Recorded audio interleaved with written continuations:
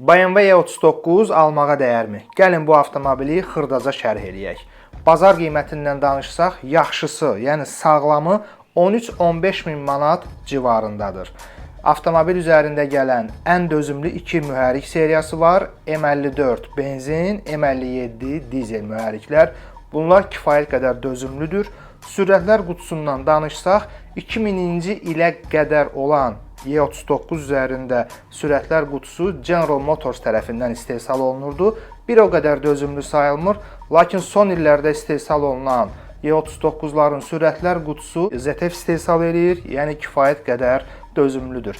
Avtomobilin ümumi götürəndə xroniki bir ciddi qüsuru yoxdur. Hətta mən deyərdim ki, bu avtomobilin askı sistemi, kipliyi, dinamikası F10 gövdəsindən belə üstündür. Mühərrik yağına da qısaca toxunum ki, bu avtomobillərdə Ravenol HGS 540 istifadə etsəniz, mənə də çox sağ ol deyəcəksiniz, çox yaxşı effekt verir. İndi isə gələk əsas məsələyə. Avtomobili almağa dəyər yoxsa yox?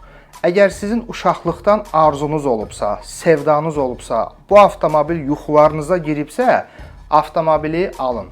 Əks halda yeni avtomobil kimi, ilk avtomobil kimi 2026-cı ildə BMW E39 almağa dəyməz.